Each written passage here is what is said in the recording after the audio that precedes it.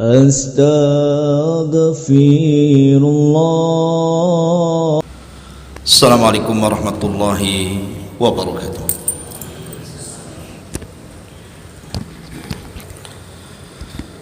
Alhamdulillah wassalatu wassalamu ala Rasulillah wa ala alihi wa sahbihi wa mawalah wa la hawla wa la quwata illa billahi wa ba'du. Alhamdulillah, segala puja dan puji hanya milik Allah subhanahu wa ta'ala.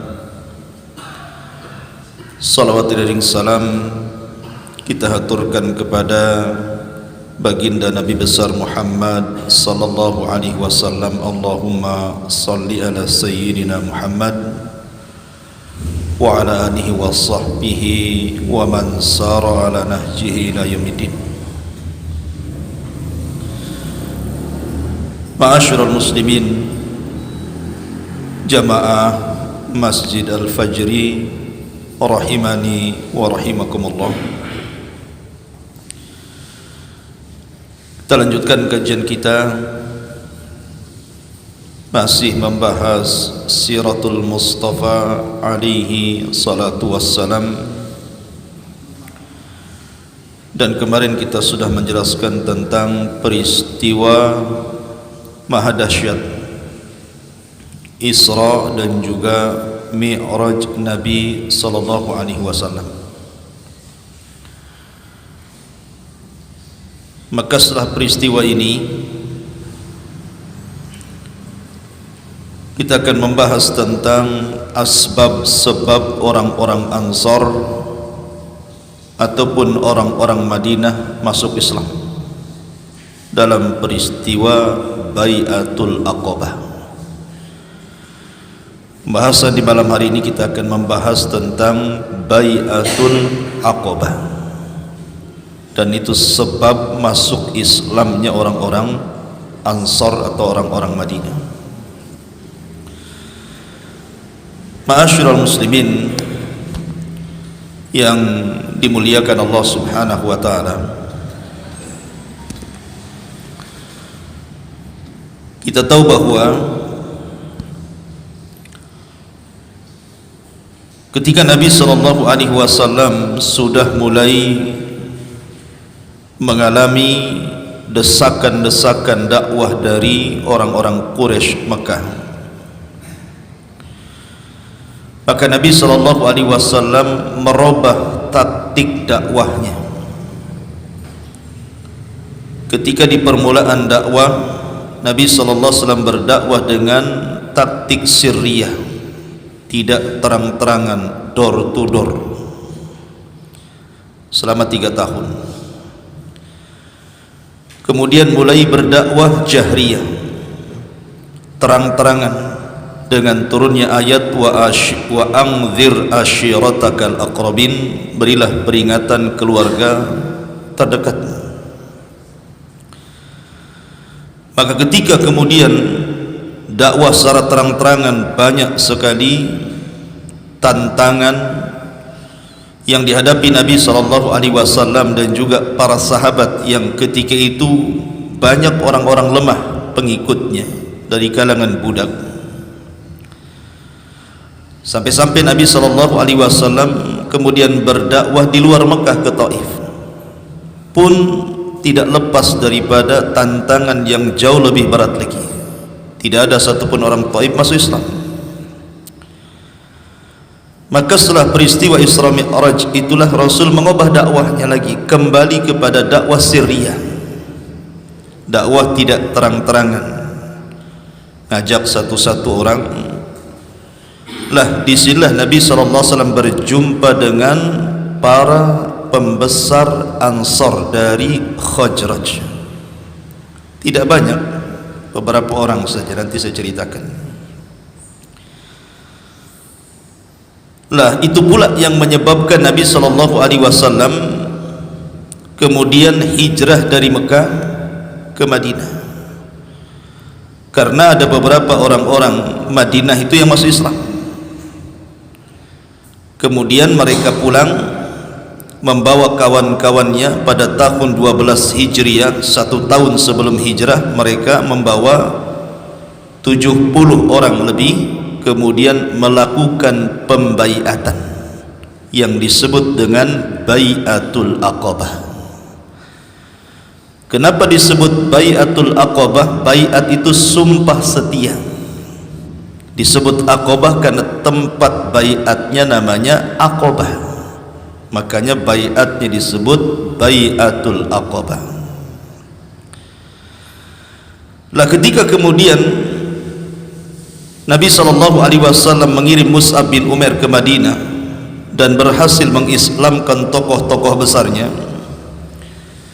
maka dari sini Nabi SAW punya gambaran bahwa memang Madinah cocok tempat hijrahnya.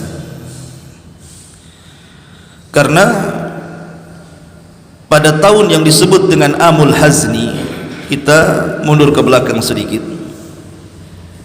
Pada tahun yang disebut dengan Amul Hazni, tahun kesedihan. Kenapa disebut tahun kesedihan? Karena di tahun itu Khadijah meninggal dunia. Kemudian juga di tahun yang sama pamannya Abu Thalib meninggal dunia. Dua orang ini bagaimanapun tidak dilepas daripada perjuangan dakwah Rasul. Walaupun Abu Thalib masih kafir dan juga mati di atas kekafiran, tapi karena dia Sayyidul Batha, pemimpinnya orang-orang Arab, maka orang Arab tidak bisa menyentuh Nabi karena harus berhadapan dengan Abu Thalib ataupun Khadijah. Sehingga kemudian ketika keduanya meninggal dunia, maka mudah bagi orang-orang Quraisy itu menyakiti Nabi SAW dan juga para sahabatnya. Lah sejak itulah Nabi SAW memerintahkan para sahabat untuk hijrah, tapi bukan ke Madinah, karena belum ada gambaran hijrah ke Madinah. Hijrahnya ke mana? Ke Ethiopia, Al-Atyubi. Bahasa kitanya Ethiopia, orang Arab menyebutnya Atyubi, atau bahasa lainnya negeri Habasyah. Di situ ada raja yang sangat adil, namanya Ashamah ibn Afjur. Maka orang-orang yang pertama hijrah tidak banyak. Tetapi kenapa kemudian, apa penyebabnya? Kenapa Nabi SAW mengizinkan para sahabat untuk hijrah ke Habasyah? Ada beberapa penyebab yang disebutkan oleh para ulama. Pertama, karena ta'dzibu Quraisyin lil muslimin. Orang-orang musyrik itu sudah mulai mengadab, menyiksa orang-orang Islam, terutama yang lemah-lemah dari kalangan budak seperti Bilal ibn Rabah, kemudian Hubbab ibn Arad, kemudian juga Zunairah, dan yang paling parah adalah keluarga Ammar ibn Yasir, sampai Sumayyah dibunuh. Kemudian Yasir pun dibunuh di tangan Abu Jahal, kecuali Ammar ketika itu masih kecil. Maka kalau ini dibiarkan akan terus terjadi pembantaian. Makanya untuk menjaga agama, Nabi mengizinkan mereka hijrah ke Habasyah. Kemudian yang kedua, al-ibti'adu anil zulmi alladzi kanu yu'anuna minhu, supaya mencegah tidak ada lagi kezaliman. Sehingga kalau seandainya orang-orang ini sudah hijrah, siapa lagi mau disakiti? Tidak ada kezaliman lagi. Kemudian juga yang ketiga, dikhawatirkan kalau seandainya kemudian penyiksaan demi penyiksaan itu terus dilakukan, bisa-bisa iman para sahabat itu goyah. Boleh jadi nanti murtad lagi karena tidak tahan. Makanya Nabi membiarkan mereka hijrah. Kemudian juga ada sisi ekonomi, karena orang-orang Mekah itu kan biasa berniaga. Yang biasanya mereka berniaga kalau tidak ke Yaman, ke Syam. Boleh jadi ketika mereka hijrah ke Ethiopia bisa ada ladang baru untuk berdagang, membuka areal baru, karena mereka memang ahli berniaga. Yang bisa mengalahkan Cina itu orang Arab sebenarnya, karena sama-sama pedagang. Kemudian juga ta'minul musa'adati fil majalil askari min kibalil ahbas, karena alasannya di negara Ethiopia itu kaumnya tidak suka dengan kekerasan, sehingga negeri itu sangat aman sekali, cocok memang untuk hijrah itu. Kan ada pilihan sebenarnya, ke Yaman bisa, ke Syam bisa. Kenapa ke Ethiopia? Karena dikenal Ethiopia itu memang negerinya aman, rajanya adil walaupun Nasrani. Kemudian juga tidak ada orang Arab yang ke situ masalahnya. Kalau ke Yaman masih ada banyak orang Arab kan gitu ya. Nanti ketemu lagi orang-orang Quraisy di sana. Ataupun ke Syam ketemu lagi dengan kerombongannya Abu Jahal. Nah, kalau ke Ethiopia kan tidak ada orang yang hijrah ke sana ataupun berniaga ke Habasyah gitu ya. Lebih aman lagi di sana. Ditambah-tambah sekali lagi, Nabi SAW sangat paham siapa rajanya, siapa Ashamah ibn Afjur yang menguasai Afrika kala itu ya, menguasai negeri Ethiopia. Makanya ini salah satu jasa besar daripada Raja Ethiopia kala itu, Ashamah ibn Afjur atau dikenal dengan Najasyi, sebab orang-orang Afrika tersebarnya Islam di sana karena berbangga dengan rajanya. Sampai hari ini di Afrika kan tersebar. Di masa Utsman ibn Affan radhiyallahu an, Utsman orang yang pertama kali menyeberangkan tentara lewat lautan. Belum ada sejarahnya. Di zaman Nabi belum ada perang laut. Di zaman Abu Bakar juga sama. Di zaman Umar sebenarnya sudah didesak. Ketika Muawiyah menjadi gubernur Syam itu, Muawiyah minta, karena pasukan kaum muslimin sudah kuat, minta sama Umar agar Umar ini mengizinkan kaum muslimin diseberangkan lewat lautan. Tetapi Umar kemudian berdiskusi dengan para pedagang dan bertanya kondisi lautan. Macam mana kondisi lautan itu? Orang naik kapal itu rasanya seperti apa? Ketika melihat bahayanya lebih besar, maka Umar mengatakan, demi Allah saya tidak akan menyeberangkan satu pasukan pun di lautan. Ketika Umar meninggal dunia, kemudian Utsman menjadi khalifah. Utsman didesak lagi oleh Muawiyah. Akhirnya kemudian Utsman mengizinkan menyeberangkan pasukan sampai ke daratan Afrika, dengan syarat, kata Utsman, jangan dipaksa. Mau ikut silahkan, tidak ikut tidak apa-apa. Maka Muawiyah mempersiapkan pasukan menyeberangi lautan, akhirnya membebaskan Afrika. Tersebarlah Islam di Afrika sana, dan orang Afrika bangga dengan rajanya. Ethiopia itu Raja Habasyah. Kenapa? Karena satu-satunya raja di zaman Nabi yang beriman adalah Ashamah ibn Afjur, Raja Najasyi. Taib, ma'asyiral muslimin yang dimuliakan Allah Azza wa Jalla, itu diantara kenapa sebab kaum muslimin kemudian sampai hijrah ke Habasyah. Dan di sini ada faedah besar. Satu, as-sabru ala syiddati wal bala fi sabilillah, bahwa seseorang itu dilatih kesabaran ketika menghadapi sebuah ujian yang sangat berat di jalan Allah. Harus sabar. Tekanan-tekanan dakwah di Quraisy itu perlu dengan kesabaran. Alhamdulillah antum masuk Islam sejak kecil sampai hari ini nggak ada yang merongrong agama antum. Maksudnya dari luar.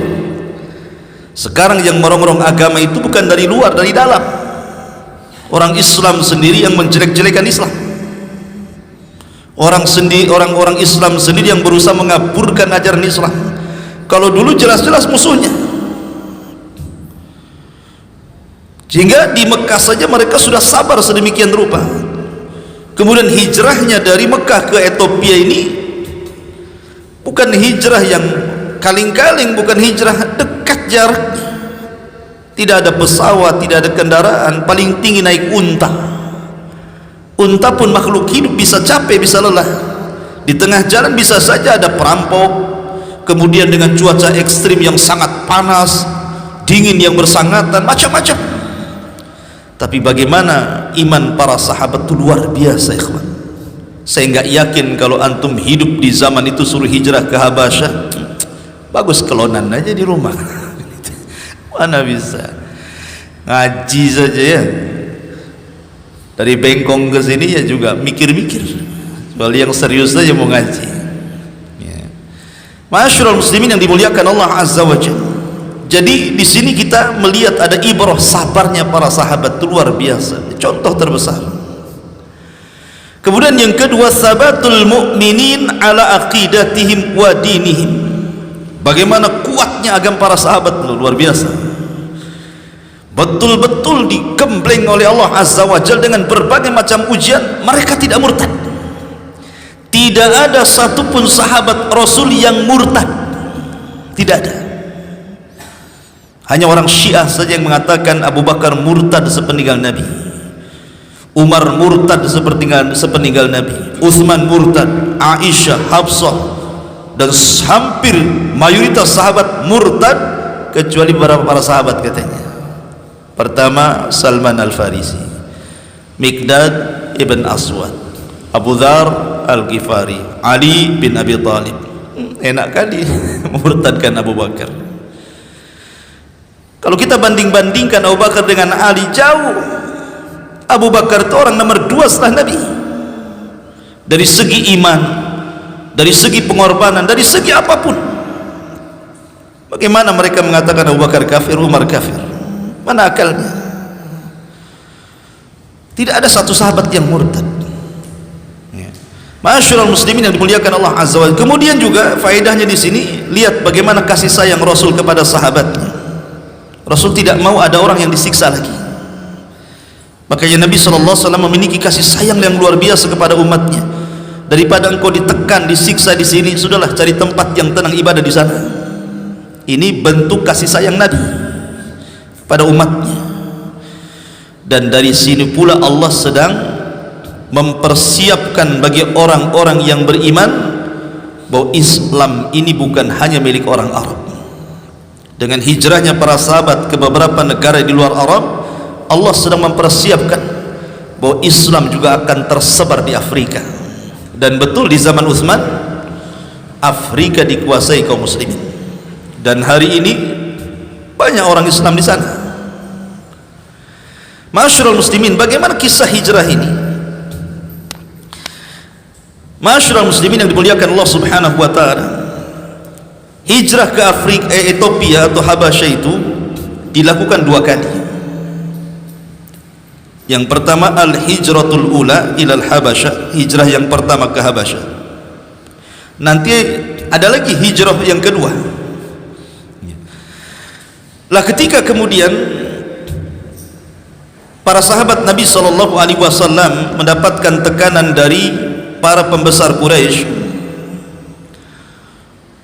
kemudian Nabi SAW mengatakan kepada para sahabatnya, lau kharajtum ila ardil Habasyah fa inna biha malikan la yadlim indahu ahad. Kata Nabi SAW, kalau kalian sudah tidak kuat lagi di sini, boleh kalian hijrah, cari tempat yang aman. Dan saya sarankan, ada satu daerah, satu negeri namanya Habasyah. Di situ ada raja yang sangat adil, tidak pernah menzalimi siapapun. Pergi ke sana. Maka akhirnya kemudian sekitar 11 laki-laki dan 4 perempuan akhirnya mereka hijrah. Dan nama-namanya disebutkan oleh Imam Ibnu Katsir rahimahullahu taala. Pertama Utsman ibn Affan, dan istrinya adalah putri Nabi Ruqayyah, dan dialah orang yang keluarga yang pertama kali hijrah setelah keluarga Lut alaihi salatu wassalam. Ulama mengatakan seperti itu. Dan ini salah satu fadilah Utsman, keutamaan Utsman. Satu-satunya keluarga setelah Nabi Allah Lut alaihi salatu wassalam yang hijrah adalah keluarga Utsman ibn Affan radhiyallahu an, hijrah dari Mekah ke Habasyah untuk menjaga agamanya. Kemudian di sana ada Abu Hudzaifah ibn Utbah dan juga istrinya. Kemudian juga Zubair ibn Awam, Mus'ab ibn Umair. Nanti Mus'ab ini ada ceritanya sendiri. Mus'ab ini luar biasa kisahnya. Kemudian juga ada Abdurrahman ibn Auf Ma'ruf, seorang pedagang besar, kaya raya, dermawan.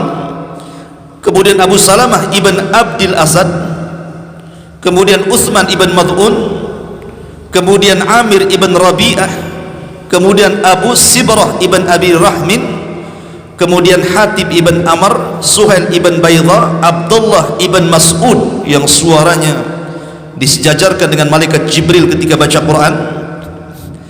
Ini semua adalah orang-orang yang awal-awal hijrah ke Habasyah. Berangkat 10 orang laki-laki ini dan 4 orang perempuan, jadi jumlahnya 14 orang. Ini hijrah pertama. Kemana? Ke Habasyah, Ethiopia. Ma'asyiral muslimin yang dimuliakan Allah Azza wa Jalla, tidak lama mereka di sana, tiba-tiba kemudian terdengar isu bahwa orang-orang Mekah semua masuk Islam. Alasannya, ketika turun surah An-Najm, wan najmi idza hawa ma dhalla sahibukum wa ma gawa wa ma yantiqu anil hawa, terus sampai berapa ayat. Dan ketika menyebutkan berhala-berhala Arab di situ, afara'aitumul Lata wal Uzza wa manata tsalisatal ukhra, dan begitu seterusnya, sampai di situ ada perintah sujud. Ketika orang-orang Quraisy mendengar surah An-Najm dibacakan Rasul, mereka ketakutan. Akhirnya mereka sujud semua, tidak ada satupun orang Quraisy kecuali sujud. Kabar sujudnya orang-orang Quraisy sampai ke Ethiopia. Mereka nyangka bahwa orang-orang Quraisy sudah Islam semuanya. Akhirnya kemudian mereka pun pulang dengan senang. Oh, perjuangan kita tidak sia-sia gitu ya. Rupanya sepeninggalan kita dari Mekah, orang-orang Mekah sudah banyak beriman. Rupanya ketika sampai di Mekah, berita itu konyol, hoak, gak jelas. Rupanya orang-orang Quraisy tidak ada yang beriman. Mereka hanya ketakutan dengan ayat itu saja, dan ada bisikan syaitan. Lah dari sini akhirnya kemudian mereka balik lagi ke mana? Ke Habasyah kedua kalinya. Dan ketika itu membawa 83 laki-laki dan 19 perempuan. Jadi hijrah yang kedua cukup banyak yang ikut, karena awalnya kan 14 orang, sekarang jadi 83 laki-laki dan 19 perempuan. Ibnu Katsir menyebutkan nama-namanya, nggak usahlah saya sebutkan banyak kali. 80 banyak kan ya, nggak usahlah, pokoknya sekitar segitu mereka hijrah ke Habasyah kedua kalinya. Ma'asyiral muslimin yang dimuliakan Allah Subhanahu wa taala, ketika mereka di Habasyah, rupanya orang-orang musyrik itu memang mereka itu tidak mau membiarkan sahabat Nabi itu tenang. Subhanallah, masih diganggu juga. Padahal sudah nggak di Mekah lagi, mereka udah nggak ganggu lagi, maksudnya udah nggak ngajak-ngajak orang lagi masuk Islam, sudah tidak buat risih lagi itu. Mereka sudah di Habasyah, sudah beda negara, terbentang dengan lautan, apalagi. Rupanya para pembesar Quraisy ini ada kekhawatiran, kalau seandainya mereka hijrah ke sana, Islam pula berkembang di sana, balik pula ke Mekah nyerang mereka. Nah, seudahnya orang-orang Mekah itu ya.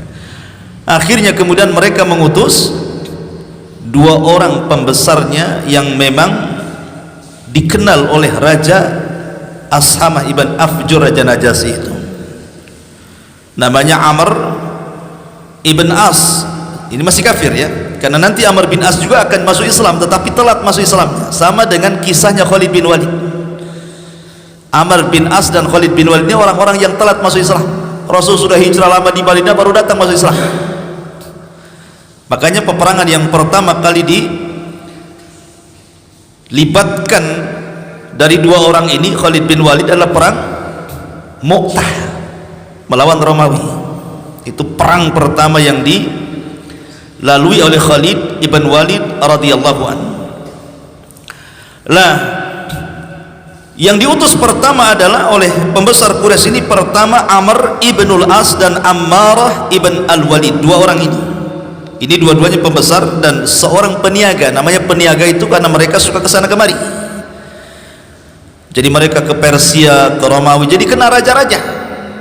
Dua orang ini, Amr bin As ini, jadi bukan orang biasa. Termasuk juga Raja Najasyi mereka kena. Makanya para pembesar Quraisy ini menyuruh dua orang ini untuk datang ke Raja Najasyi memberikan hadiah agar memulangkan orang-orang hijrah itu, kembalikan ke Mekah. Itu tujuan jeleknya di situ. Tapi Najasyi itu, ikhwan, raja cerdas. Dia seorang yang taat walaupun beragama Nasrani, dia suka baca kitab, sehingga banyak pengetahuannya tentang agama langit Najasyi ini. Sementara Amr bin As dan Ammarah ini orang musyrik, tidak paham soal agama-agama langit, mereka orang musyrik. Datanglah mereka kepada Najasyi, merayu dengan memberikan hadiah agar mengembalikan para sahabat yang sudah sampai di Habasyah dalam hijrah itu, suruh balik lagi ke Mekah. Tapi Najasyi, sekali lagi orang cerdas, tidak langsung memberikan begitu saja, tetapi mengajak dialog. Dipanggillah para sahabat Nabi SAW yang tadi saya sudah sebutkan, di antaranya Utsman bin Affan, ada Ja'far bin Abi Thalib, dan begitu seterusnya. Kemudian Raja Najasyi berdialog. Dialognya adalah, kenapa kalian tidak mengikuti agama mereka dan juga tidak masuk agama kami? Kan aneh gitu ya, tidak ikut kepada agama orang-orang musyrik, ketika sampai di Habasyah kalian pun tidak memeluk agama kami. Sebenarnya agama kalian itu apa? Gitu loh maksudnya. Cerdas Raja Najasyi kan. Tapi lihat jawaban Ja'far ibn Abi Thalib, orator. Dia mengatakan, ayyuhal malik, wahai tuan raja, kunna kauman ahlal jahiliyah, dulu kami kaum di atas kebodohan. Na'budul asnam, dulu kami menyembah berhala. Wa na'kulul mayyitata, kami memakan bangkai. Wa na'til fahisha, kami suka berzina. Naqtaul arham, kami suka memutus tali silaturahim. Wal jiwar, dan selalu berbuat jahat kepada tetangga. Wa ya'kulul qawiyyu minadh dhaif, dan yang kuat akan menindas yang lemah. Fakunna ala dhalik, begitulah kehidupan kami dulu, hatta ba'atsallahu ilaina rasulan minna, sampai Allah utus seorang utusan dari kaum kami sendiri, maksudnya Nabi SAW. Na'rifu nasabahu wa sidqahu wa amanatahu wa afafahu, kami kenal Nabi ini, siapa nasabnya, bagaimana kejujurannya, bagaimana amanahnya, bagaimana menjaga dirinya. Fada'ana ilallah, dia pun mengajak kami kepada Allah. Linuwahidahu wa na'budahu wa nakhla'a ma kunna na'budu nahnu wa aba'una min dunihi minal hijarati wal awthan. Kemudian Nabi ini, Rasul SAW, mengajak kami hanya mentauhidkan Allah, hanya beribadah kepada Allah. Disuruh kami melepas semua keyakinan nenek-nenek moyang kami yang mengajarkan kami untuk menyembah pohon dan berhala. Wa amarana bisidqil hadis, dia memerintahkan kami supaya jujur kalau bicara. Kemudian wa adail amanati, memerintahkan kami untuk menjaga amanah. Wasilatir rahim, menyambung silaturahim. Wa husnil jiwar, berbuat baik kepada tetangga. Wa kafi anil maharim wad dimah, agar kami jangan melakukan yang haram dan juga jangan sampai menumpahkan darah. Wa nahana anil fawahish, kami dilarang berzina. wa qauliz zur, berdusta dengan perkataan, wa akli malil yatim, memakan harta anak yatim, wa qadfil muhsanati, menuduh wanita baik-baik pezina, wa amarana an na'budallaha wahdah, dan kami juga diperintahkan hanya mengesahkan Allah, la nusyrik bihi syai'an, tidak boleh menyekutukan dengan siapapun. Wa amarana bis salati waz zakati was siyam, Nabi itu juga memerintahkan salat, kemudian zakat, kemudian puasa. Maka fasaddaqnahu wa amannahu bi wattaba'nahu ala ma jaa bihi minallah, sebab itulah kami benarkan dia, kami beriman dengan dia, kami ikuti dia, apapun yang datang dari Allah kita ikuti. Maka kami menjadi hamba-hamba tauhid dan tidak pernah menyekutukan Allah. Kami mengharamkan yang Allah haramkan kepada kami, kami menghalalkan yang Allah halalkan kepada kami. Kemudian tiba-tiba ketika kami seperti ini, orang-orang ini, maksudnya siapa? Amr bin As dan Ammar ini, orang-orang ini dan pengikutnya, fa'adzabuna, dia menyiksa kami, wa fattanuna an dinina, memfitnah kami, liyarudduna ila ibadatil awthan min ibadatillah, memaksa kami untuk kembali murtad menyembah berhala, dan kami disuruh menghalalkan dari yang haram. Kemudian falamma qaharuna wa zalamuna wa dayyaqu alaina, ketika mereka maksa kami, mendolimi kami, menyempitkan kami, halu baina wa baina dinina kharajna ila biladika, kami pun sempit dada kami, terpaksalah kami hijrah ke negerimu. Lihat alasan sahabat kan, dengan sebab inilah kami hijrah ke negerimu wahai raja. Wakhtarnak ala siwak wa raghabna fi jiwarik wa rajawna alla nadhlim indaka ayyuhal malik, dan kami pilih negerimu tempat hijrah kami, dan kami senang berada di sisimu wahai sang raja, dan kami tidak akan melakukan kezaliman di negerimu wahai raja. Terdiamlah Raja Najasyi, bahwa ini bukan ajaran biasa, ini yang dibawa oleh Nabi Muhammad SAW bukan ajaran biasa, ini ajaran rahmat, keadilan. Maka kemudian Najasyi mengatakan kepada Ja'far ibn Abi Talib yang mewakili orang-orang hijrah ini, hal ma'aka mimma ja'a bihi anillahi min syai', taib, adakah dalil atau apalah yang datang dari nabimu yang membenarkan ucapanmu itu? Maka Ja'far bin Abi Talib mengatakan, na'am, ya. Kemudian Raja Najasyi mengatakan, faqra'hu alayya, kalau gitu bacakan kepadaku. Akhirnya kemudian Raja Najasyi mendengarkan bacaan Quran yang dibaca Ja'far ibn Abi Talib yang sangat indah, ka ha ya ain sad, Dzikru rahmati rabbika abdahu Zakaria idh nada rabbahu nidaan khafiyah, sampai kepada wadhkur fil kitabi Maryam idh intabadat min ahliha makanan syarqiyah fattakhadat min dunihim hijaban fa arsalnaha ilaiha ruhana fatamassala laha basharan sawiyya, ila akhir surah Maryam. Dijelaskan kata Ummu Salamah. Ummu Salamah itu salah satu wanita yang ikut hijrah, istri daripada Abu Salamah, yang kemudian Abu Salamah meninggal, akhirnya menikah dengan Nabi. Dia mengatakan, ketika Raja Najasyi mendengar bacaan ayat Al-Quran yang dibaca oleh Ja'far bin Abi Talib, apa kata dia? Baka, dia pun menangis. Wallahi, demi Allah, Najasyi menangis hatta dhallat lihyatahu wa bakat asafiqatahu hatta akhdalu masahifahum hina sami'u ma tala alaihim, sampai dia menangis kemudian bercucuran air mata, janggutnya penuh dengan air mata. Tiba-tiba Najasyi mengatakan, inna hadha walladhi jaa bihi Isa la yakhruju min miskatin wahidatin in talaqa fala wallah la usallimuhum ilaikuma. Kata Najasyi, demi Allah, orang yang kau maksudnya Nabi SAW, dia telah membawa persis yang dibawa oleh Isa bin Maryam. Maka nabimu dengan Isa bin Maryam membawa dari satu sumber. Demi Allah, aku tidak akan serahkan mereka semuanya kepada kalian berdua. Pergilah kalian berdua, ambil hadiah ini, agar diusir sama Najasyi. Lihat. Tapi lihat jeleknya siapa? Orang-orang Quraisy kan. Orang sudah enggak ganggu lagi, masih juga dikejar-kejar. Tetapi bagaimana sahabat Nabi SAW, mereka pandai berhujjah.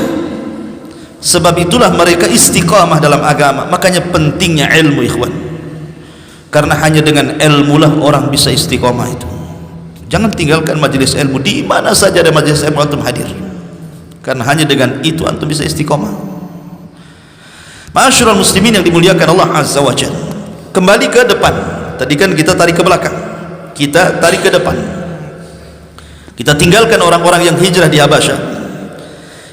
Kita kembali ke Mekah. Ketika tahun 12 Hijriah atau 11 Hijriah, artinya 2 tahun lagi Rasul hijrah. Karena Rasul tinggal di Mekah itu usia dakwahnya 13 tahun. Dan diangkatnya beliau menjadi nabi di usia 40 tahun. Berarti usia beliau di Mekah itu sekitar 53 tahun baru hijrah. Baru di Madinah 10 tahun. Ketika genap 63 tahun beliau wafat. Jadi kebanyakan hidupnya tinggal di Mekah. Makanya berat, ikhwan. 50 tahun lebih Nabi tinggal di negerinya, tiba-tiba diusir, suruh meninggalkan negerinya. Coba antum tiba-tiba kemudian diusir dari Indonesia, antum disuruh kemana gitu kan? Kalau mungkin asalnya Malaysia, diusir ke Malaysia, udah jelas negaranya kan itu.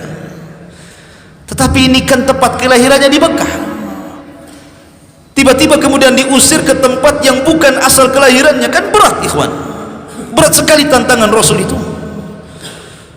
Dan Rasul tahu bagaimana posisi Mekah itu adalah negeri yang paling mulia, negeri pertama kali diibadahi di permukaan bumi itu Mekah. Belum ada negeri orang beribadah, di Mekah sudah ada sejak diciptakan langit dan bumi. Adam alaihi salatu wassalam, disitulah dia mengatakan, Rabbana zalamna anfusana wa illam taghfir lana wa tarhamna lanakunanna minal khasirin. Kalimat taubat pertama yang diucapkan Adam di negeri Mekah, Arafah.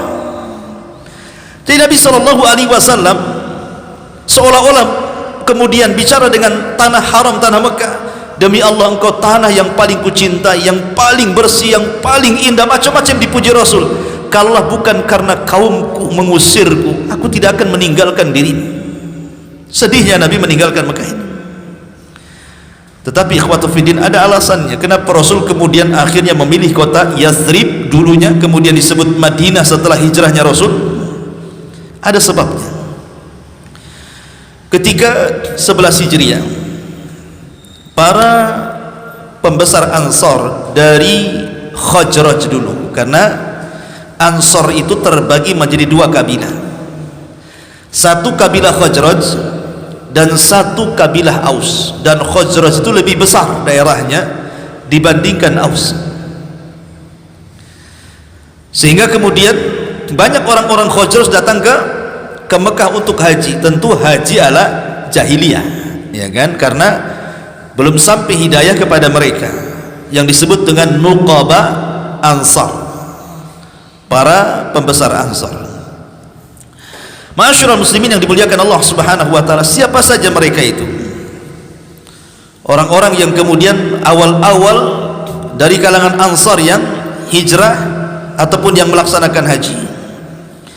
Ma'asyiral muslimin yang dimuliakan Allah Azza wa Jalla. Pertama, 6 orang dari kalangan Khazraj itu. Satu namanya As'ad ibn Zurarah. Kemudian yang kedua, nanti As'ad ini perannya besar nanti ketika tersebarnya Islam di Madinah, nanti saya ceritakan. As'ad ibn Zurarah ini luar biasa. Kemudian Auf ibn Harith, kemudian Rafi ibn Malik, kemudian Qutbah ibn Amir ibn Hudaidah, kemudian Uqbah ibn Amir ibn Nabi, kemudian Jabir ibn Abdullah. Ini Jabir ini juga terkenal sahabat Rasul, putra dari tokoh namanya Abdullah ibn Haram. Ada ceritanya sendiri, menarik. 6 orang ini di tahun 11 Hijriah mereka haji ke Mekah. Kemudian mendengar di Mekah itu ada orang yang mengaku Nabi. Dan ingat, pernah saya ceritakan di sini, salah satu penyebab besarnya kenapa orang-orang Ansar masuk Islam, karena mereka sebelum masuk Islam mereka sudah mendengar maklumat kenabian. Sudah tahu orang-orang Ansar itu dari mana? Dari orang-orang Yahudi. Karena orang-orang Yahudi itu mereka rela ratusan tahun tinggal di Madinah, hijrah loh dari Yerusalem Palestina. Ketika kalah perang, akhirnya mereka hijrah sampailah ke Yathrib, Madinah. Padahal banyak tempat-tempat bagi orang Yahudi yang Allah berikan kecerdasan, maksudnya tempat-tempat yang nyaman untuk hijrah itu banyak. Mereka bisa ke Yaman, negerinya hijau. Mereka bisa ke Syam, negerinya maju. Kenapa pula kemudian mereka hijrah ke Yathrib, Madinah? Padahal Madinah itu secara cuaca ekstrim luar biasa dan bukan tempat ladang ekonomi yang bagus. Rupanya ada alasan, karena mereka suka membaca kitab-kitab mereka bahwa di situ adalah tempat hijrah Nabi akhir zaman. Makanya mereka berbondong-bondong hijrah dari Yerusalem ke Yathrib, dan mereka ratusan tahun sampai bergenerasi di situ, sampai ada yang meninggal lama menunggu nak muncul-muncul gitu ya. Tapi mereka berkeyakinan itu negeri hijrahnya Nabi, tapi mereka tidak tahu nabinya siapa. Akhirnya kemudian karena mereka selalu membaca maklumat kenabian akhir zaman itu, sehingga mereka sangat kenal ciri-cirinya. Sampai Allah Subhanahu wa taala mengatakan ya'rifunahu kama ya'rifuna abnahum. Mereka kenal Nabi yang akan dilahirkan itu lebih mengenal dia dibandingkan anak-anak mereka sendiri. Saking setiap hari dibacakan oleh pembesar mereka, oleh padri mereka, oleh pendeta mereka akan kemunculan Nabi dengan ciri-cirinya dan begitu seterusnya. Makanya saat kelahiran Nabi, apa yang terjadi? Pembesar Yahudi Madinah keluar rumah malam-malam karena melihat bintang Ahmad bersinar di langit, dan itu tidak ada yang mengetahui kecuali orang Yahudi bintang itu. Kemudian bertanya kepada orang-orang Yahudi, apakah di antara kalian ada yang dilahirkan? Akhirnya orang Yahudi pun kemudian menyebar antara Bani Quraidah, kemudian Bani Qunaiqa, Bani Nadir, mengecek rumah masing-masing. Rupanya di malam itu tidak ada bayi dilahirkan.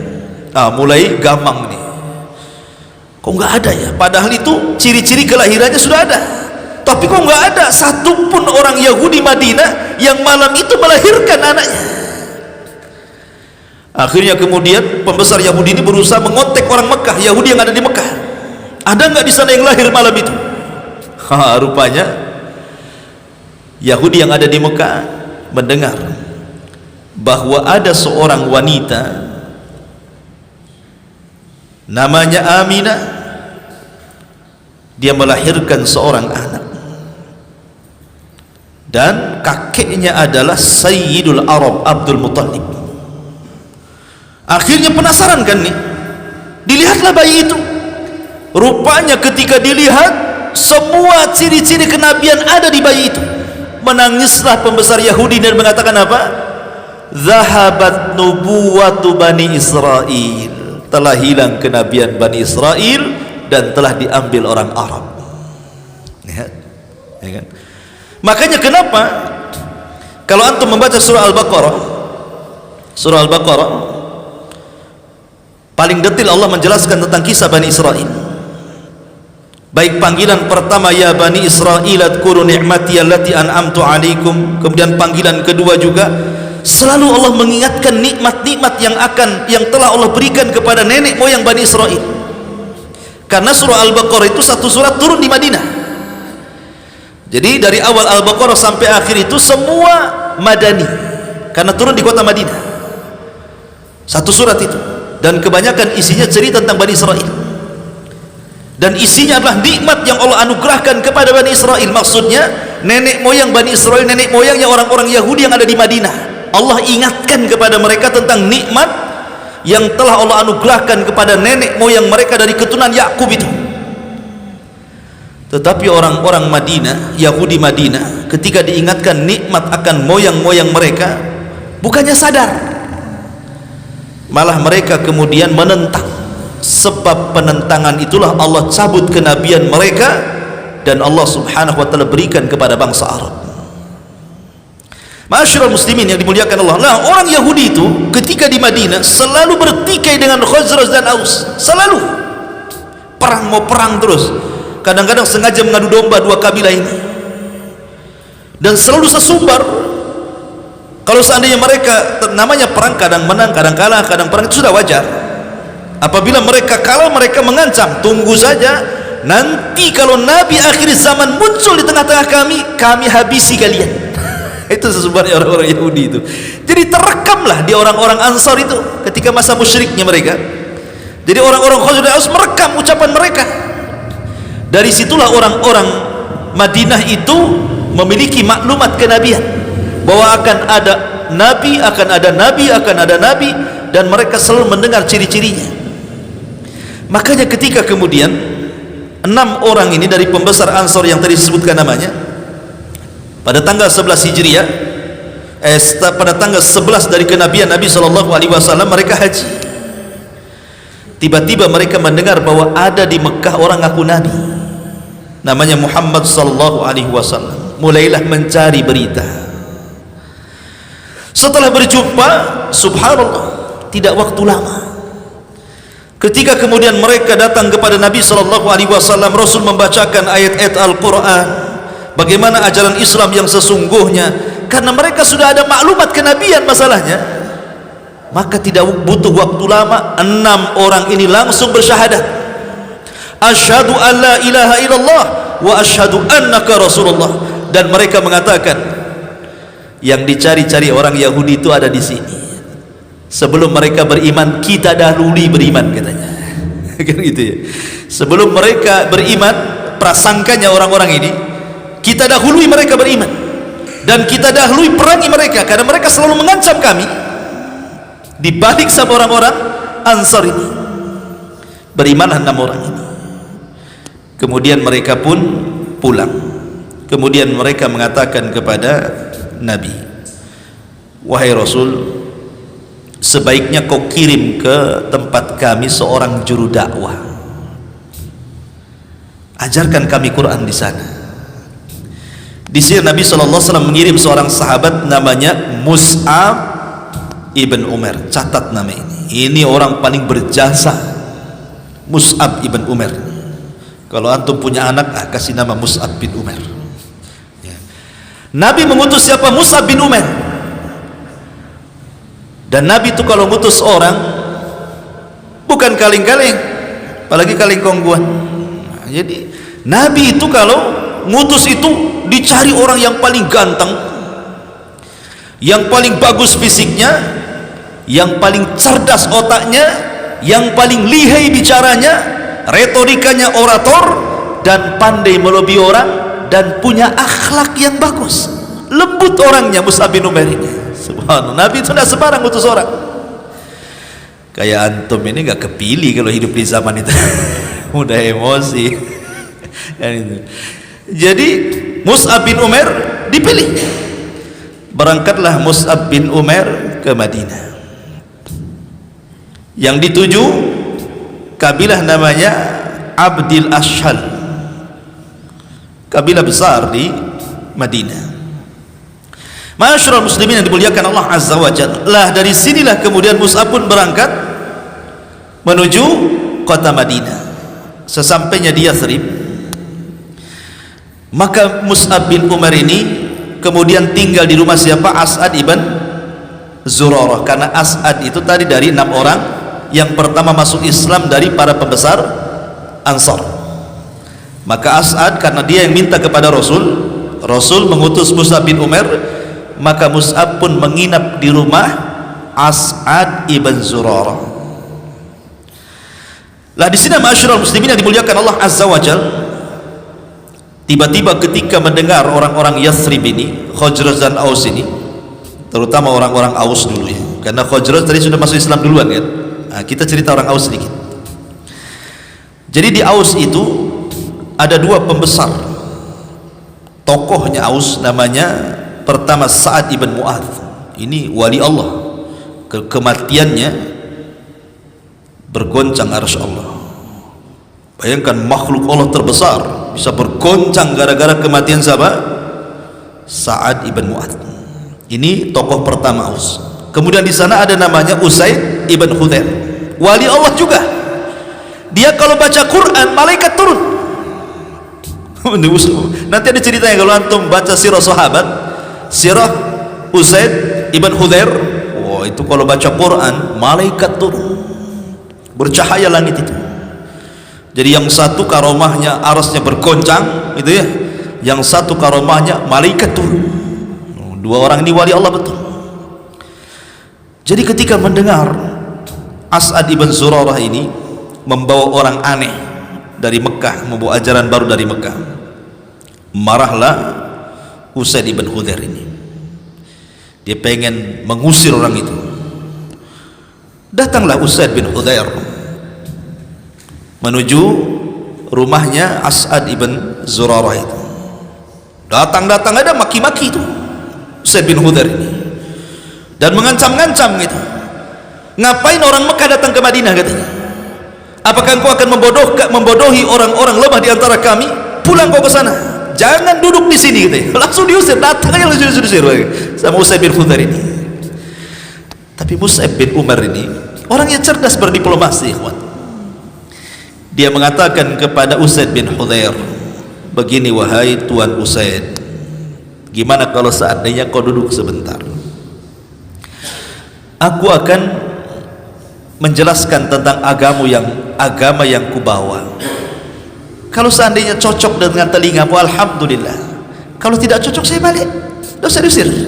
Kan enak tuh bahasanya kan, objektif namanya ya. Kalau kau memang apa yang saya akan bacakan kau suka, alhamdulillah. Enggak suka, saya balik. Selesai. Tidak ada usir-usiran di sini. Lah Usaid bin Khudair ini orang cerdas. Dia pembesar, tidak mungkin seseorang dijadikan pembesar kalau tidak cerdas kan gitu ya. Akhirnya dia duduk di hadapan Mus'ab. Lah As'ad ibn Zurarah sudah membisikkan sebelum kedatangan Usaid ibn Khudair ini kepada Mus'ab, wahai Mus'ab, ini yang datang ini bukan orang biasa, ini pembuka pintu hidayah kepada kaumnya. Kalau kau bisa mengislamkan dia, wah nikmat besar. Dibisikin sama As'ad ibn Zurarah ini. Mulailah ketika datang Usaid bin Khudair duduk, kemudian Mus'ab membacakan ayat-ayat Al-Quran, menjelaskan tentang agama Islam itu seperti apa, seperti tadi yang dijelaskan oleh Ja'far di hadapan Najasyi, bagaimana ajaran Islam itu sedemikian luar biasanya, penuh dengan rahmat itu ya. Tiba-tiba kemudian lembutlah hatinya Usaid bin Khudair ini, langsung lembut. Bahkan dia mengatakan, demi Allah, agama yang kau bawa itu indah sekali, tidak ada ajaran seperti itu dalam agama kami. Bagaimana caranya aku bisa masuk agamamu? Gitu langsung masuk Islam, subhanallah ya. Dia sahabat ikhwan, sekali dibacakan Quran masuk iman ke hati mereka itu. Kita hari-hari dibacakan Quran keras saja hati kita, tidak jelas gitu ya. Itulah hati kita ini keras sekali, tidak banyak maksiat mungkin hati kita keras ini ya. Akhirnya kemudian kata Mus'ab ibn Umar dan As'ad ibn Zurarah, kalau gitu taktasil, kamu harus mandi, kamu harus membersihkan pakaian, kemudian engkau harus bersyahadat dengan kebenaran, kemudian kau sholat. Akhirnya dia pun mandi, kemudian dia pun membersihkan dirinya, kemudian kembali bersyahadat, kemudian dia pun melaksanakan sholat. Lah Usaid bin Khudair ini ingin merayu pimpinan besarnya Aus, siapa? Sa'ad bin Ubadah, kan belum masuk Islam. Dia cari Sa'ad bin Ubadah ini sama Usaid bin Khudair. Kemudian dibohongi sama Usaid bin Khudair. Ketika ketemu Sa'ad bin Ubadah, wahai Sa'ad, saudaramu, maksudnya As'ad ibn Zurarah itu kan masih ada kekerabatan dengan pemimpin Aus. Dia mengatakan, orang itu telah diancam, maksudnya Sa'ad ibn Ubadah ini dibohongi sama Usaid bin Khudair, kerabatmu si As'ad ibn Zurarah itu mau dibunuh sama Bani Harithah, cepat kau tolong. Padahal tidak ada yang mau bunuh dia, cuman gertak saja. Itu kerabatmu itu, si As'ad ibn Zurarah itu mau dibunuh oleh kabilah Bani Harithah. Kesnya saya tidak tahu, cepat tolong sebelum dia dibunuh, katanya. Oh, hamiah jahiliyahnya datang ke kabilahnya. Orang Arab itu mereka fanatik kabilah, fanatik suku. Jangan sentuh satu orang, bangkit semuanya. Ketika mendengar mau terancam nyawanya As'ad bin Zurarah, ini bukan soal Mus'ab bin Umair, ini soal apa? Kekabilahan ini, fanatik kabilah. Datanglah Sa'ad bin Ubadah dengan Usaid bin Khudair ke tempatnya As'ad ibn Zurarah. Di situ ada Mus'ab bin Umair. Ketika datang Sa'ad ibn Mu'ad, paham ini enggak beres Ustaz ini, kata. Enggak ada apa-apa. Akhirnya ketika Mus'ab bin melihat Mus'ab, marah juga dia, persis seperti Usaid bin Khudair di awal-awal datang marah, dia pun marah. Ngapain kau orang Mekah ada di sini, katanya? Kau mau menipu orang-orang lemah di sini, pergi kau ke Mekah, katanya. Diusir juga. Sekali lagi kata Mus'ab, Sa'ad, sinilah dulu, saya akan bacakan dulu, kalau kau cocok alhamdulillah, enggak cocok saya pergi, katanya. Persis seperti yang dikatakan kepada Usaid bin Khudair. Lah Sa'ad bin Mu'ad ini juga orang cerdas juga, orang nomor satunya Aus. Akhirnya duduk juga lah Sa'ad bin Mu'ad ini, didengerin apa yang dibacakan oleh Mus'ab bin Umar ini. Subhanallah, masuk lagi hidayah. La haula wala quwata illa billah. Luar biasa di dakwanya Mus'ab bin Umar ini. Dua pembesar Aus masuk Islam dalam satu waktu. Akhirnya kemudian setelah maklumat Islam masuk kepada otaknya Sa'ad bin Mu'ad ini, maka Sa'ad bin Mu'ad langsung pulang kemana? Ke kaumnya Bani Al-As'ar. Dia pembesar kaumnya, semua takut sama dia. Dikumpulkan satu kabilah dia, orang-orang Aus itu. Langsung to the point saja, kata Sa'ad bin Mu'ad, aku sudah masuk Islam. Kemudian dijelaskan bagaimana ajaran Islam kepada kaumnya. Siapa di antara kalian yang tidak mau masuk Islam, jangan bicara selamanya denganku. Diancam mereka nih. Subhanallah ya. Ini enaknya nih kalau pemimpin ngomong begini. Karena pemimpin itu mudah membuka pintu hidayah manusia. Kalau dia baik, baik semua rakyatnya. Kalau dia jahat, jahat juga lah kan itu.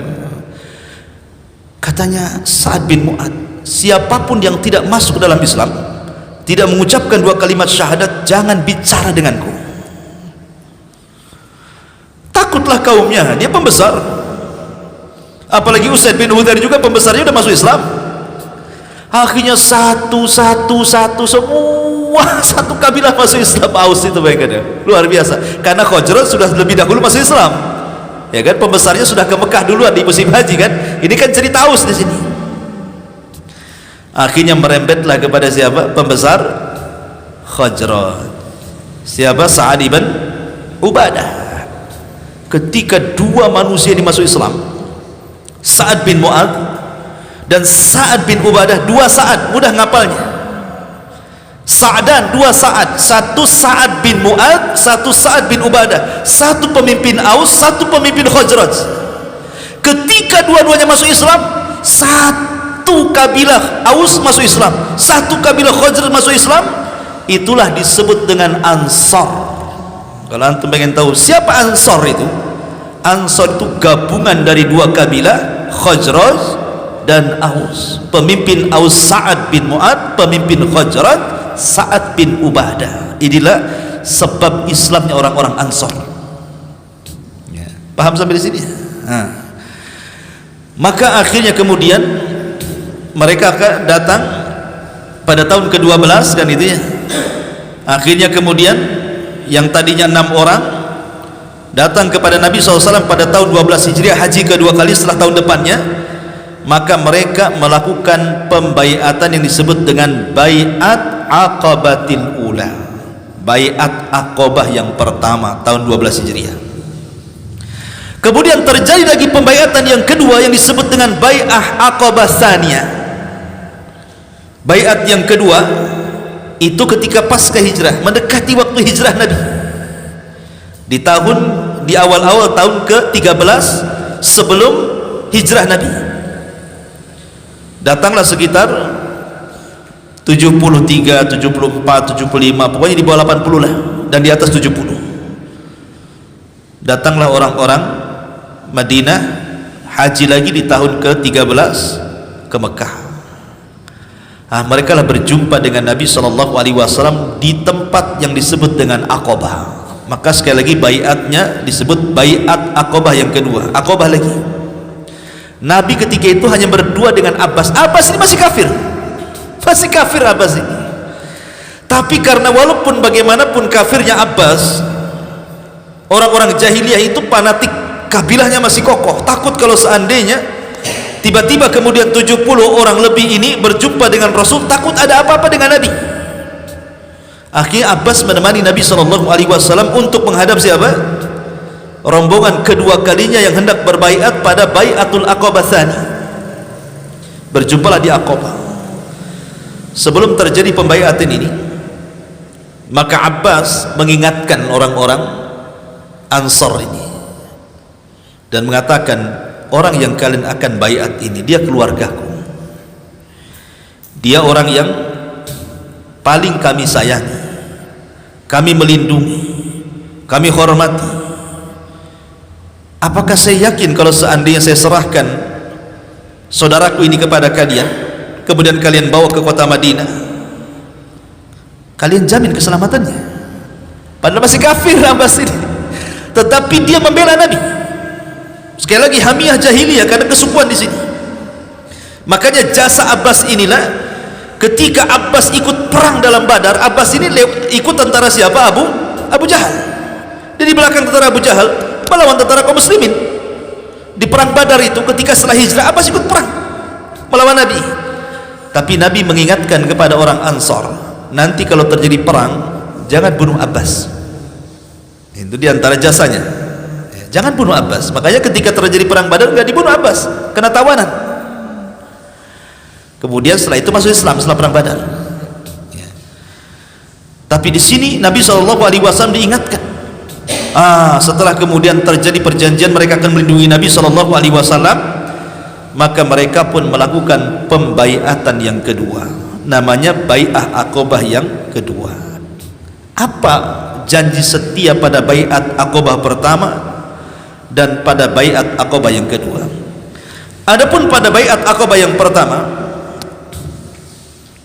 dijelaskan oleh ahli sejarah bahwa Nabi SAW, sebagaimana dijelaskan dalam hadis Ubadah ibn Samit radhiyallahu an, bagaimana Rasul berpesan kepada mereka. Apa kata Ubadah bin Samit? Perhatikan ini isi baiat Aqabah yang pertama, bagus sekali. Bay'ana Rasulullah sallallahu alaihi wasallam lailatal aqabatil ula. Rasul telah mengambil sumpah setia kami di malam baiat Aqabah yang pertama, kata Ubadah bin Samit. Ala nusyrika billahi syai'an, agar kami tidak boleh menyekutukan Allah dengan siapapun. Tauhid pertama. Tauhid, pentingnya tauhid di sini sebelum yang lainnya. Kemudian wala nasrik, kami dilarang mencuri, karena kebiasaan bangsa Arab, mereka suka menjadi perampok padang pasir. Tidak boleh mencuri lagi. Kalau sudah masuk ke agama Rasul, tidak boleh merampok, tidak boleh merompak, tidak boleh mencuri. Wala nazni, yang ketiga tidak boleh berzina. Ingat ketika saya menjelaskan bagaimana pernikahan ala jahiliyah, semua perzinahan, ya kan? Dan itu adat istiadat mereka berzina. Kemudian yang keempat, wala naqtulu auladana, kami tidak boleh membunuh anak-anak kami, karena tradisi orang-orang jahiliyah itu wal mau'udatu su'ilat bi ayyi dzambin qutilat. Jadi mereka suka mengubur anak perempuan hidup-hidup dan membiarkan anak laki-laki, karena menurut mereka anak laki-laki mulia, anak perempuan hina, maka dikubur hidup-hidup. Kami dilarang membunuh anak-anak kami lagi. Wala na'tihi bi buhtanin naftarihi baina aidina wa arjulina. Kita tidak boleh dusta lagi. Sesama kita tidak boleh berdusta, karena orang aib menganggap dusta itu aib. Wala na'sihi fi ma'ruf, dan kita tidak boleh bermaksiat dalam hal kebaikan. Fa in waffaitum falakumul jannah. Kata Rasul, kalau kalian melaksanakan isi baiat ini, kujamin kalian masuk surga. Fa in ghasyitu min dzalika syai'an fa ukhidtum bihaddihi fid dunya fa huwa kafaratun lahu. Tapi kalau kalian kemudian menyelisihi janji setia ini, kemudian kalian masih mencuri, kalian masih berzina, tiba-tiba kemudian kalian diadili di dunia dengan hukum hudud, kalau mencuri potong tangan atau murtad dipenggal lehernya gitu ya, maka hukuman-hukuman di dunia itu kafarah bagi kalian. Artinya kalian sudah dihukum di dunia, tidak akan dihukum lagi di akhirat, karena itu kafarahnya. Tetapi kata Nabi SAW, kemudian wa in sutirtum alaihi ila yaumil qiyamah, tapi kalau kalian berbuat dosa, kalian mencuri atau yang lainnya, kalian tidak sempat tertangkap, tidak sempat diadili di dunia. Kalau mencuri tidak sempat dipotong tangan karena tidak melaporkan kepada hakim, fa amrukum ilallah, maka urusan kalian dikembalikan kepada Allah. Insya'a azab, kalau Allah mau Allah azab kalian, wa insya'a ghafar, kalau Allah mau Allah ampuni kalian. Ini isi baiat yang pertama. Isi baiat yang kedua, sumpah setianya adalah dijelaskan oleh Abbas ibn Ubadah ibni Nadkhalat al-Ansari radhiyallahu anhu. Dia mengatakan, ya ma'syarul Khazraj, hal tadruna ala ma tubayi'una hadar rajul. Wahai orang-orang Khazraj, orang-orang Ansar, kamu tahu enggak maksud kalian baiat ini? Apa sih maksud kalian baiat ini? Qalu, mereka mengatakan, na'am ya. Qala innakum tubayi'unahu ala harbil ahmari wal aswadi minan nas. Kalian akan membaiat orang ini di atas peperangan melawan orang-orang yang berkulit merah dan berkulit hitam dari kalangan manusia. Artinya konsekuensinya akan perang. Makanya kenapa tauhid itu fasil antara hak dengan yang batil, dan selamanya hak dengan batil itu akan perang. Konsekuensinya berat kan? Perang. Tapi bukan berarti Islam tegak di atas peperangan, tidak. Karena dari 20 lebih peperangan Rasul yang terjadi pertumpahan darah bisa dihitung dengan jari. Selebihnya damai, damai, damai, damai. Menunjukkan bahwa perang itu bukan satu-satunya solusi gitu. Ada solusi lebih daripada itu, damai. Menunjukkan Islam tidak dibangun dengan peperangan, jangan salah. Kemudian dia mengatakan, fa in kuntum tarawna annakum idza nuhikat amwalukum musibatan wa asrafukum qatlan aslamtumuhu faminal an fahuwa wallahi hizyun dunya wal akhirah in fa'altum. Dia mengatakan, jika kalian, ini masih perkataan Abbas ya, Abbas ibn Abdul Muttalib, yang tadi saya katakan Rasul ditemani Abbas, ini masih perkataan Abbas. Jika kalian seandainya harta kalian kemudian tidak siap untuk diserahkan, maksudnya untuk membela orang yang akan kau baiat kalian ini, atau kalian serahkan orang ini, maksudnya Rasulullah SAW, kepada musuh-musuh kalian, demi Allah, kata Abbas, ini kehinaan bagi kalian dunia dan akhirat kalian. Padahal masih kafir dia ngomong gitu ya. Ya, subhanallah. Kemudian dia mengatakan, wa in kuntum tarawna annakum wafuna lahu bima da'awtumuhu ilaihi ala nuhkatil amwal wa qatlil asrafi fakhuduhu fahuwa wallahi khairud dunya wal akhirah. Tapi kalau kalian mau menjaga dia, kalian mau dengan harta kalian membela dia, kalian mau betul-betul membela dengan darah daging kalian semua kepada orang yang kalian bayat ini demi Allah, itu kebaikan dunia dan akhirat bagi kalian. Kemudian banyak sekali cerita, akhirnya mereka pun siap membaiat Rasul. Apa isinya? Maka kemudian dijelaskan, isinya adalah tubayi'uni ala sam'i wat ta'ati fin nasyati wal kasali wan nafaqati fil usri wal yasri alal amri bil ma'rufi wan nahyi anil munkari wa in taqulu fillahi la takhafu fillahi lawmata la'im wa ala an tansuruni fatamna'uni idza qadimtu alaikum mimma tamna'una minhu anfusakum wa azwajakum wa abna'akum wa lakumul jannah. Niat Rasul mulai mengikat dalam perjanjian bai'ah Aqabah yang kedua. Kata Rasul, kalian harus janji setia kepadaku, kalian harus berbaiat kepadaku ala sam'i wa ta'ah, kalian harus mendengar dan kalian harus taat. Makanya kenapa syiar para sahabat itu, ikhwan, apapun yang diperintahkan Allah dan Rasulnya, mereka tidak mengatakan sami'na wa asaina, mereka akan katakan sami'na wa ata'na. Itu syiarnya para sahabat. Mau berat, mau ringan, mau susah, mau sulit, mau masuk di akal, mau masuk tidak masuk di akal, maka mereka akan mengatakan sami'na wa ata'na, kami dengar dan kami taat. Innama qaulul mu'minin idza du'u ila Allahi wa rasulihi an yaqulu sami'na wa ata'na. Sampai Allah gambarkan dalam Quran itu. Kata kunci seorang mukmin itu apabila dipanggil oleh Allah dan Rasulnya, kata-katanya cuma satu, sami'na wa ata'na. Itu syiar para sahabat. Mereka disuruh taat kepada pemimpin karena pemimpin mereka Nabi sekarang.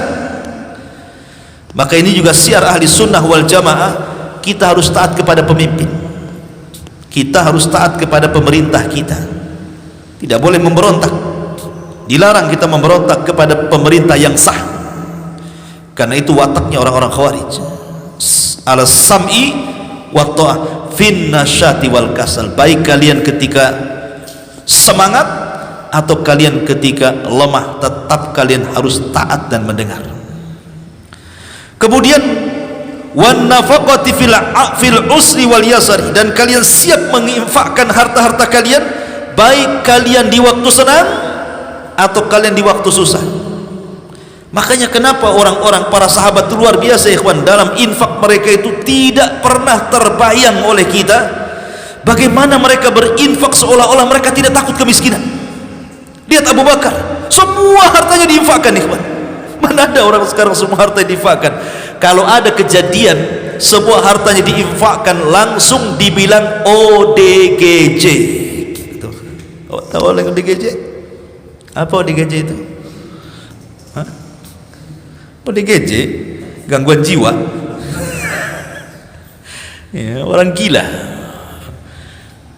Kalau orang menginfakkan semua hartanya pasti bilang, oh, gila deh, itu kan uang, kenapa dikasih? Gitu kan, langsung digila-gilakan sama orang itu kan.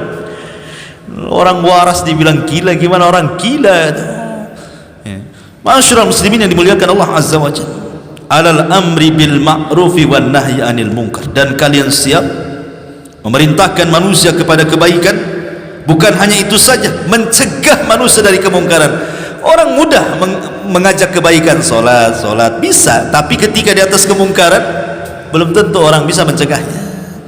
Makanya dua-duanya yang dipisah, ajak manusia kepada kebaikan, cegah dari kemungkaran. Dan kalian harus mengatakan yang benar, dan tidak boleh takut kepada siapapun kecuali kepada Allah. Rasul memberikan penegasan, kalian harus mengatakan yang benar itu benar, yang salah itu salah, dan kalian tidak perlu takut kepada manusia. La takhafuna fillahi laumata laim, sebanyak apapun manusia mencela kalian gara-gara kalian menegakkan kebenaran, jangan takut, ada Allah di antara kalian, kata Nabi. Langsung didoktrin tauhid, ya kan? Kemudian kata Nabi SAW, wa ala antang suruni, dan kalian wajib menolong aku, membela diriku seperti kalian membela diri-diri kalian, membela istri-istri kalian, membela anak-anak kalian. Kalau kalian siap, walakumul jannah, kau dapat surga semuanya, kata Nabi. Ini kan, ini baiat Aqabah yang kedua. 70 orang ini sami'na wa ata'na, siap mendengar, taat, laksanakan. Nah, itu bahasa tentaranya. Maka akhirnya kemudian mereka pun pulang. Ketika mendengar ada kresak-kresuk, orang-orang Quraisy mulai dengar nih, ada apa kok ada kumpul orang-orang Madinah di Aqabah ini membaiat Nabi SAW. Mulai gusar nih orang-orang Quraisy ini, ada apa ini kresak-kresuk di Aqabah ini?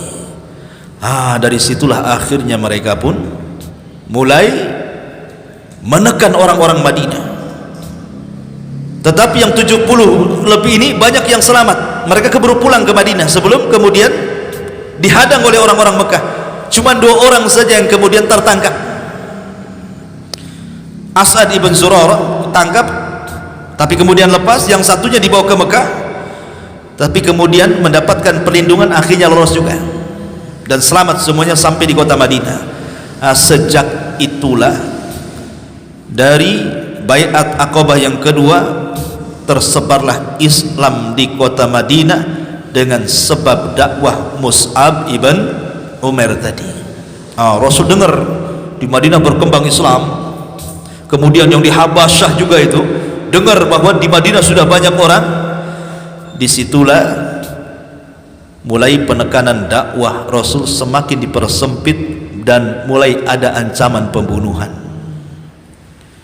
Ketika ada ancaman pembunuhan, di mana Abu Jahal sudah mempersiapkan laki-laki terbaik dari semua suku, kemudian sidang di sebuah tempat namanya Dari Nadwah. Bayangkan Dari Nadwah ini yang mendirikan kakeknya Nabi, tapi dipakai untuk merencanakan pembunuhan Nabi.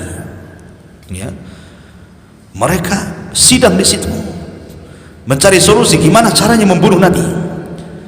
Akhirnya sampai kemudian iblis ikut terlibat dalam rapat.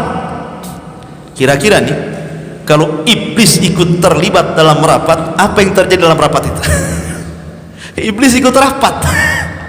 Kalau iblis ikut rapat, selesailah urusan kan itu. Dia menyamar seperti Syekhun Najd, orang tua kakek-kakek dari Najd. Jadi ketika Darun Nadwa Abu Jahal sedang rapat, masuklah kakek tua ini, Najd ini, jelmaan dari iblis ini, ikut rapat. Tamu tak diundang. Kemudian dia mengenalkan dirinya begini, akhirnya boleh masuk dalam rapat. Udah kacau lah kalau iblis ikut rapat, ikhwan. Ada ceritanya. Tetapi subhanallah, ketika banyak ide-ide tentang soal mau membunuh Rasul, Abu Jahal yang paling cemerlang idenya. Semua dibantah ide-ide orang-orang itu, kecuali Abu Jahal, Amr bin Hisham, atau dikenal dengan Abul Hakam. Ide saya, bagaimana kalau seandainya kalian dari kabilah-kabilah masing-masing kirim pemuda terbaik kalian, sebab kalau satu orang saja untuk membunuh si Muhammad itu, nanti kabilahnya bisa bangkit, balas dendam dia. Tapi kalau semua kabilah terlibat, kamu ngirim berapa anak muda, kamu ngirim berapa anak muda, kamu berapa, semua kabilah terlibat, kemudian kita membunuh dia, kabilahnya tidak mungkin bangkit, dia akan menghadapi banyak kabilah. Kata iblis, sodakta, kau benar. Ini iblis ikut idenya siapa? Abu Jahal.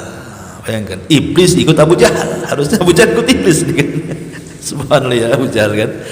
Akhirnya serempaklah, mereka pun menyiapkan pasukan dengan hadiah besar. Siapa yang menangkap dan membunuh Rasul 100 ekor unta besar, bisa buka delar unta atau ya. Akhirnya terdengarlah tentang pembunuhan ini, rencana pembunuhan ini. Dari situlah maka Allah Subhanahu wa ta'ala izinkan hijrah. Bagaimana kisah hijrah? Masih panjang kisahnya. Insyaallah kita lanjutkan karena sudah jam 9. Ini ada pertanyaan, kita baca dulu pertanyaannya. Bismillah. Afwan di luar dari tema. Ustaz, ana punya saudara laki-laki abang ana. Saudara laki-laki abang ana. Maksudnya? Ya saudara lah ya, abang gitu ya maksudnya. Mengikuti suatu aliran atau ajaran di mana kita harus syahadat ulang dan penghasilan kita per bulan harus dikeluarkan kepada perkumpulan tersebut dan nanti akan dibagikan ke janda-janda, anak-anak yatim. Sebetulnya ini ajaran apa Ustaz? Bagaimana caranya ana menasihati abang anak tersebut? Mohon nasihatnya. Syahadat ulang maksudnya apa? Manusia itu terlahir alal fitrah. Lihat hadisnya. Nabi SAW mengatakan, kullu maulud yuladu alal fitrah fa abawahu yuhawidani au yunassirani au yumajjisani. Titik sampai di sini hadisnya. Setiap bayi yang dilahirkan ke permukaan bumi itu di atas fitrah, mengenal siapa Rabbnya, ditanamkan tauhid rububiyah itu. Tapi kemudian orang tuanya yang menjadikan dia Yahudi, satu, atau orang tuanya yang menjadikan dia Nasrani, dua, atau orang tuanya yang menjadikan dia Majusi, tiga. Dan hadisnya titik sampai di sini. Ini ada koma. Dalam hadis ini tidak ada kata-kata dan bapaknya yang menjadikan dia Muslim. Paham? Gak ada kan kata-kata? Bapaknya yang menjadikan dia Yahudi, bapaknya yang menjadikan dia Nasrani, bapaknya yang menjadikan dia Majusi. Titik sampai di sini. Dan tidak ada kata-kata bapaknya yang menjadikan dia Muslim. Kenapa? Karena asal bayi itu Muslim. Nah itu loh pengambilan dalilnya, istidlalnya di situ. Lalu apa pengulangan syahadat? Kecuali kalau dia murtad. Kalau dia masuk Nasrani ingin balik ke Islam, ya syahadat lagi. Kalau dia masuk Yahudi, masuk kemudian murtad, balik lagi syahadat lagi. Atau Majusi masuk Islam, syahadat lagi. Kalau dia murtad ya. Atau mendatangkan nawaqidul Islam, pembatal-pembatal Islam, melakukan kesyirikan dan yang sejenisnya, seperti yang disebutkan dalam kitab Nawaqidul Islam, pembatal-pembatal Islam itu disebutkan. Kalau dia mendatangkan pembatal-pembatal Islam yang 10 ya balik syahadat. Nah, kalau tidak masuk ke agama lain, tidak juga mendatangkan pembatal Islam, kemudian suruh syahadat, maksudnya apa? Setiap hari kita syahadat, antum loh dalam sholat syahadat terus. Antum dalam sholat tasyahud itu asyhadu an la ilaha illallah wa asyhadu anna, hari-hari antum sehari 5 kali minimal kalau antum sholat. Tambah lagi dengan sholat sunnah lagi. Tambah lagi kalau antum seorang muadzin, setiap azan antum syahadat lagi. Apa lagi suruh mengulang syahadat ya. Jadi kalau seandainya kemudian maksudnya kelompok ini kesannya ya kita tidak suudzon, kesannya bahwa kalau masuk kelompoknya kita dianggap kafir sehingga masuk harus syahadat lagi. Ini jelas masuk dalam kelompok takfiri namanya, mengkafirkan di luar kelompoknya kan. Konsekuensinya kan gitu. Kenapa saya harus syahadat lagi? Karena lawan syahadat itu kafir ya kan. Kalau orang syahadat Muslim, kalau tidak syahadat kafir kan, itu lawannya. Jadi kalau umpamanya anda masuk ke ajaran saya disuruh syahadat, maksudnya apa? Apa saya ini kafir harus syahadat lagi? Gitu ya bahasanya kan ya. Jadi dari sini saja sudah aneh. Yang kedua, penghasilan kita per bulan. Apa maksudnya penghasilan? Islam itu hanya boleh mengeluarkan dalam segi zakat. Selain zakat itu karena kemurahan hati, namanya sedekah. Sedekah gak dipatok, berapa saja, 2.000, 3.000, 5.000, 100.000, 1 juta, 1 miliar, tidak masalah. Tapi yang wajib dikeluarkan itu zakat. Mau tidak mau, suka tidak suka, zakat itu dikeluarkan. Itu wajib apabila sudah mencapai haul dan nisabnya. Dan yang menentukan pemerintah, ada amil zakat ya. Ini kelompok ini siapa ya kan? Jadi ada dua pembahasan di sini. Kenapa dia mewajibkan untuk mengutip dana? Kita tidak melihat dibagikan ke janda anak yatimnya, kita bukan itu. Tapi mewajibkan mengutip dana kepada jamaah. Ini kan sebuah penekanan. Apa maksudnya? Emang kenapa? Kalau umpamanya seandainya tidak ngasih, kenapa? Tidak dianggap anggota? Kan repot jadinya. Kalau saya tidak ngasih, tidak dianggap anggota. Kalau tidak ada anggota berarti syahadatnya batal. Lebih parah lagi. Kalau logikanya diputar-putar nanti makin jauh. Jadi ya dinasihati saja. Tanya benar-benar abangnya, maksudnya apa ini? Kok syahadat lagi itu maksudnya apa? Kalau dia bilang kita najis, baru syahadat kemudian suci, berarti dia takfiri namanya. Berarti dia punya paham takfir, suka mengkafir-kafir. Ini bahaya, ini pemahaman khawarij. Ya. Kemudian kalau dia mengambil harta paksa tanpa kerelaan, merampok namanya. Ya. Tapi kan tujuannya bagus, itu kayak Robin Hood. Jadi ceritanya Robin Hood nyuri untuk ngasih fakir miskin. Allahu Akbar. Ya. Jadi nasihati baik-baik, doakan supaya dapat hidayah.